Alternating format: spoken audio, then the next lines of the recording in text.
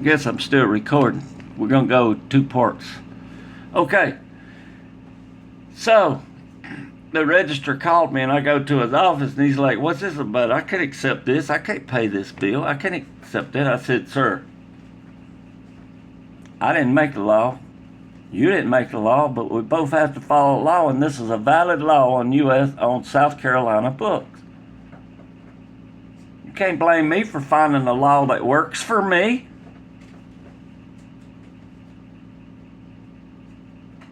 And it just so happened that the local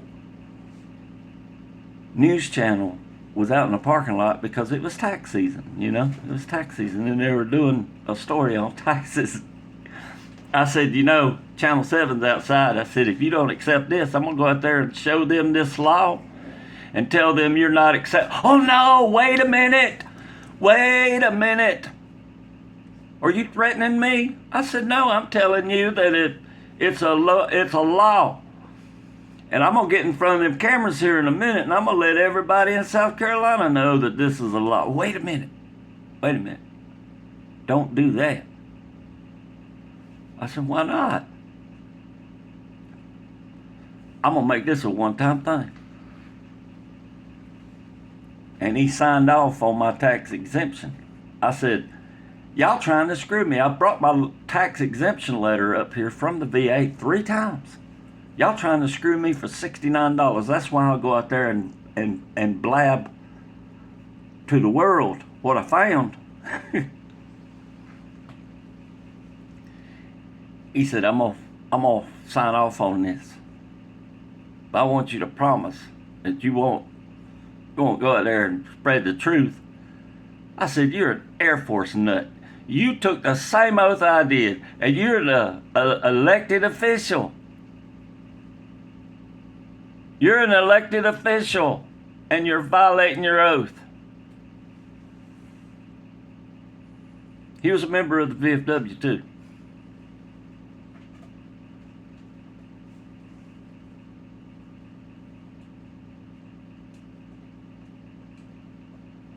If you're an American and you believe your elected officials are going to tell you the truth, the whole truth, and nothing but the truth, so help you God,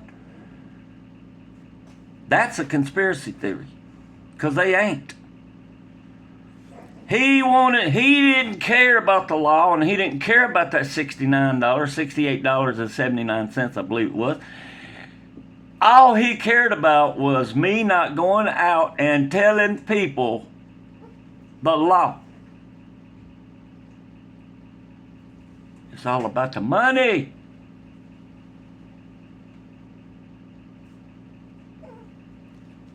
That was 2008. That was Obama's first term.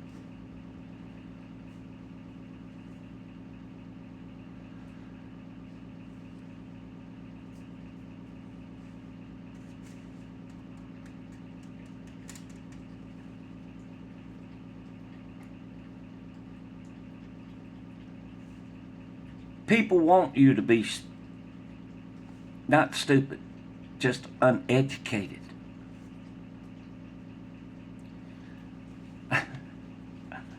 Isn't it amazing how social media, that when it first came out in the 80s, it was designed as a way of people connecting and staying connected and keeping track of friends and family.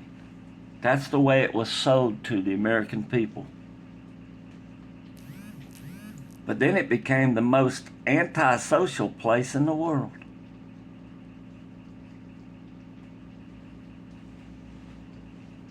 That's when the term "haters be hating" was coined. I've never hated anybody in the world, but I have severely disliked quite a few people. The word hate is never even used in the Bible. However, the word despises is used quite a few times. God loves sinners. God despises hypocrites. The Bible says that. And we got a lot of hypocrites in our government. They swear an oath to uphold the Constitution and then try to pass unconstitutional laws. In a lot of ways, they did. Number one is the gun laws. People used to ask me, do you have a permit to carry? And I'd go, yeah. You want to see it? Yeah. And I'd pull out, the Constitution. The Constitution is my permit to carry. It says so. The right of the people to keep and bear arms shall not be infringed. Even talking about gun control or the type of gun you can own or the type of weapon, really, is unconstitutional.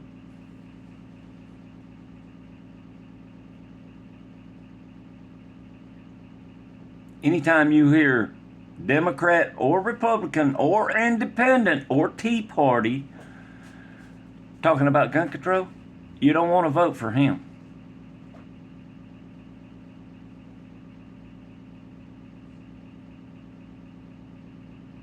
Or her. Anytime you hear a politician talking about changing stuff, well, you can expect that change to not please you.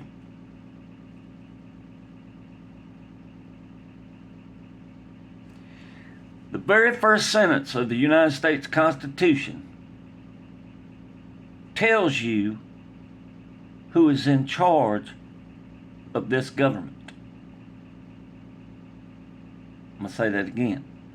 The very first line, the very first sentence in the United States Constitution, in the preamble of the Constitution, tells you who is in charge of the United States government. It's always been that way. It ain't never changed. It ain't never been ratified. If you hear the term ratified, that means changed, added to, or taken from.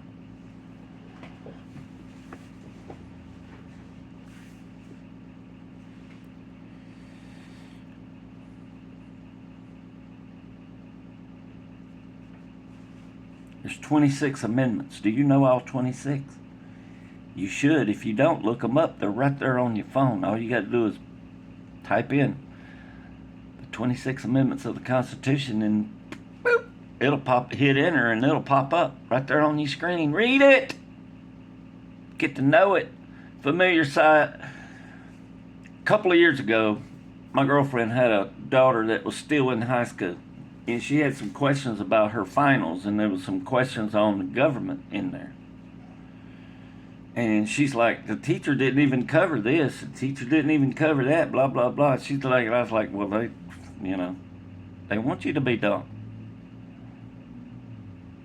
I went through it.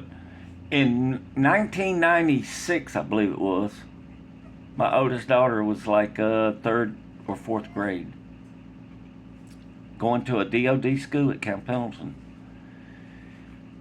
And every day at dinner time, I asked my two oldest. My son was very young then. He was probably about 3. I would ask my girls, what'd you learn in school today? And they knew I expected them to tell me something that they learned that day. And therefore, like a month, my oldest daughter was like, drinking and driving is bad for you. Smoking is bad for you. Don't do drugs. Blah, blah, blah. I told my wife, I said,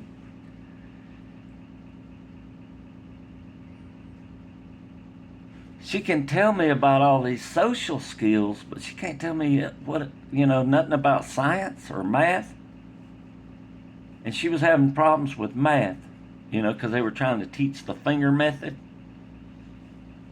I taught her the old way. I go to the school. This was in 1996. I go to the school and I wanted to meet with the principal and her teacher. And I go, how come my daughter can easily tell me that, well, and they're like, oh, well, we've been going through Red Ribbon Week, they called it. And I said, what's that? Well, it's about social stuff. And I said, my daughter's got math problems. I said, y'all supposed to be teaching reading and writing and arithmetic, science and history, social studies, something. The social issues, that's my job, to teach her how to get along with people and how to make decisions about friendships and drinking and driving. I said, she's 8 years old. She's got another 8 years before she can drive. You let me worry about that. They were even teaching her about reproduction at 8 years old.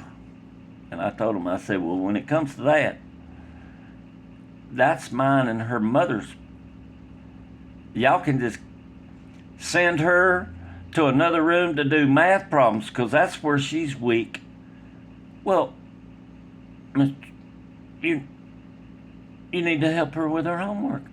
I said, why don't you come home with her tomorrow afternoon so you can see what our routine is.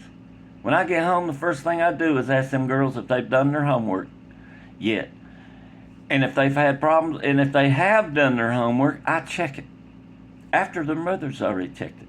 And if there's something that they had problems with and their mother told them to wait till I come home, I help them with it. I helped her with her science fair project. Why don't you come home with her tomorrow evening? Oh, no, I can't do that. I was like, well, then don't make accusations if you don't know. I said, if I have to come back up to this school anymore, my kids won't be going to this school no more if that's all y'all going to teach is social issues. Oh, I said, you're on a military base. I have a chain of command. And I'll use it.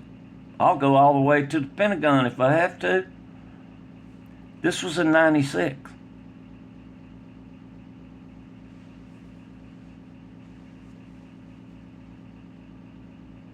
Needless to say, my daughter didn't tell me about social issues no more when I asked her what she learned in school. She had something interesting to say about math or science after that. I used to take her out in the woods because she'd be learning about something. I'd take her out in the woods and show it to her so she could compare what she saw in nature to what she was reading in books. That's the way my parents taught me.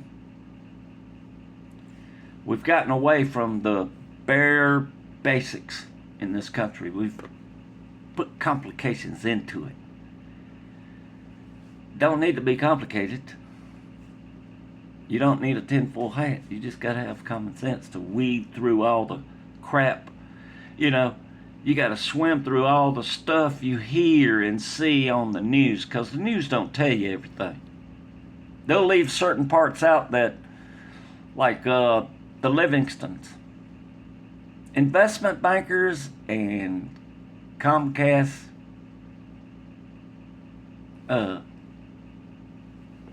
way up there in the Comcast owned by NBC, you know.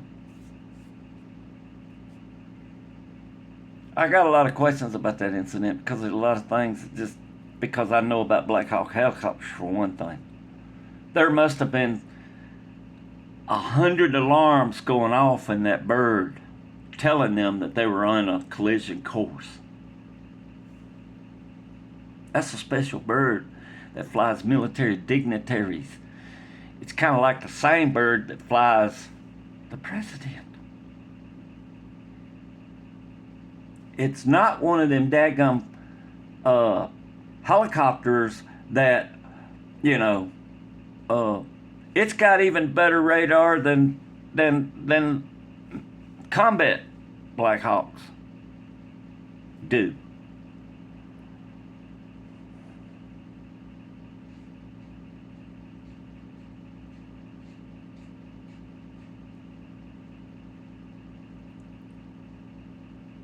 Whether it was a DEI hire or not,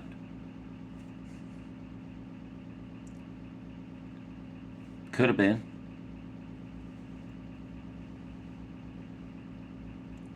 I mean, if you think about it, and if you go back through history, when the United States was building nuclear bombs back in the 40s, who did they test them on? The military.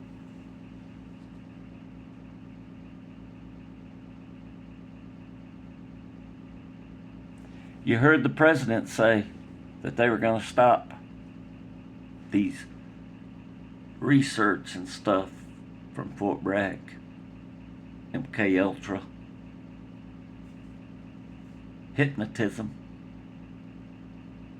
You know, they made a movie about it a long time ago, back in the 90s, on where the men could put goats to sleep and stuff by using brain power. Yeah. That's real.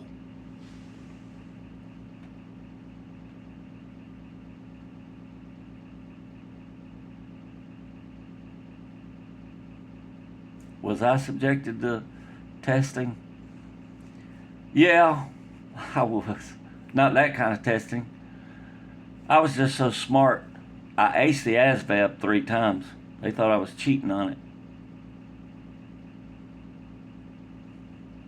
Right after Somalia, I believe it was, in 93, they offered me I was a sergeant. Hadn't even made staff sergeant yet. And they offered me the MESEP program. That's the Marine Corps Enlisted Commissioning Program. And wanted me to become an officer. Colonel Livingston, and as far as I don't know if he's related to the Livingstons that were killed on the plane or not. I hadn't researched that far, but he was a Medal of Honor winner. I know that from Vietnam.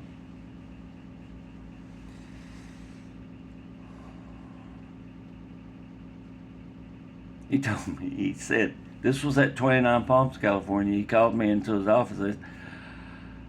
He said, Sergeant, I got to send somebody, and you're it. You're the smartest man on this base. You're even smarter than 75% of the officers I've got. Well, at the time, I thought he was just building me up.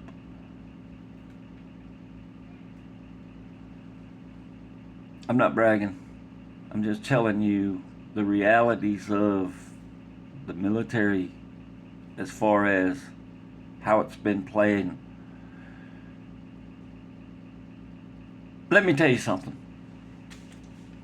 When I enlisted in 1982, the recruiters asked me, they said, hey, are you homosexual?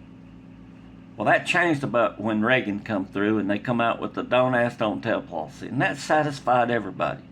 Don't ask, don't tell. That meant a supervisor couldn't ask you if you were homosexual or gay or lesbian.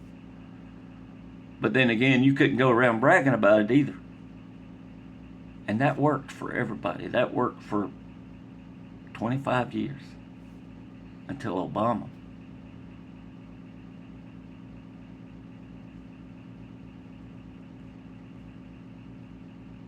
That was in 2008.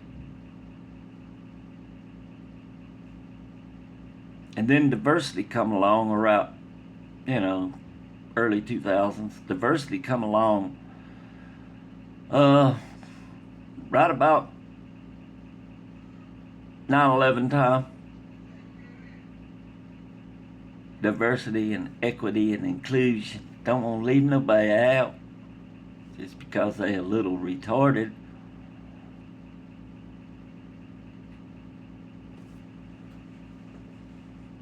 The Navy,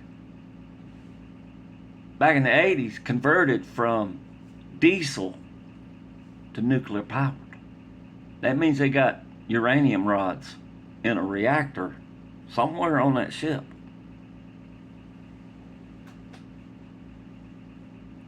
You don't want somebody who's got mental deficiencies or a little psychotic working around that stuff.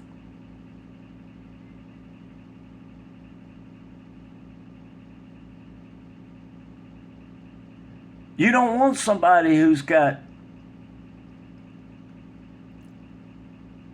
radical ideas working around that stuff. My ship in 1989 was right behind the Iowa and Vieques Island, Puerto Rico, when it exploded. We were doing gun drills with them. Dropping heavy ordnance, doing broadsides on that island. It's just a gun range. There's nothing there on that little island. It's just there for Navy ships to blow the crap out of. That investigation went on for a couple of years, and then they finally said, well, it was a love triangle. Well, it wasn't a love triangle, even though they locked the dude up. It wasn't really a love triangle. Somebody sabotaged that ship. When we have trains that keep derailing, and you find out the track was tampered with, that's sabotage. The news ain't gonna tell you that. They don't want you to panic. They don't want you to freak out. And sometimes they just really don't want you to know.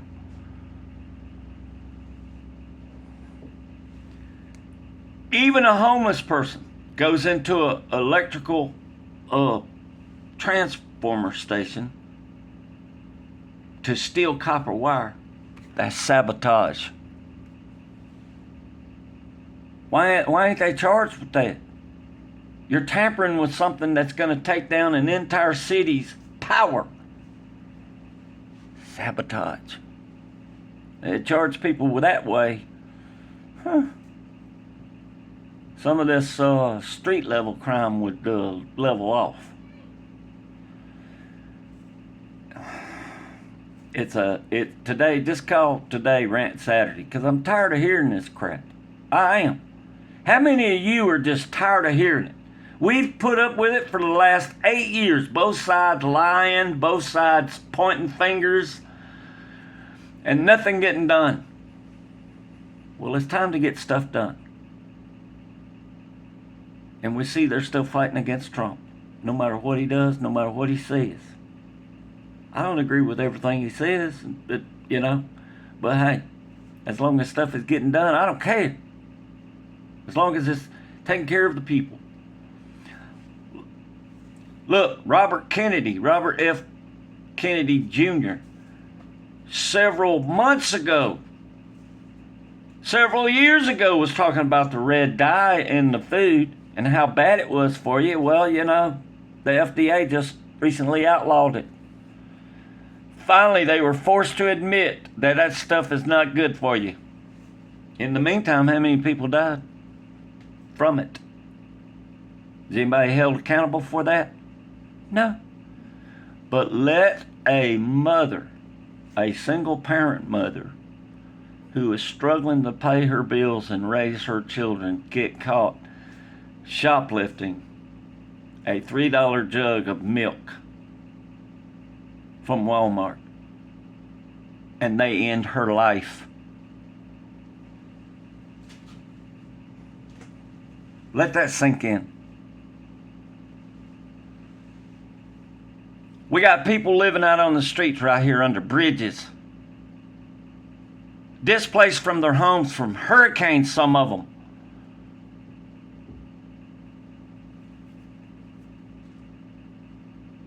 And we send billions to Ukraine to support a war.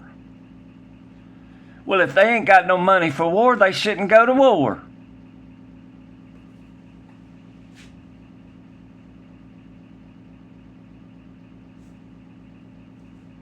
It's time we take care of America and its people.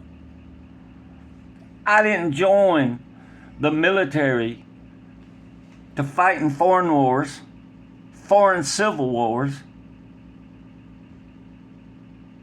that foreign boys should be fighting for themselves.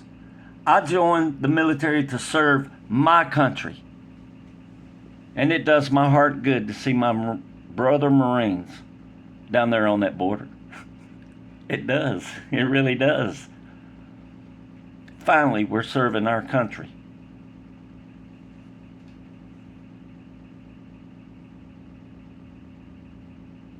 Anyways,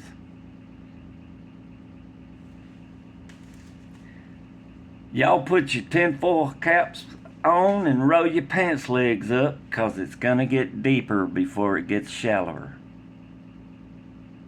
Put on the full armor of God along with it, and you'll survive. Y'all have a good day.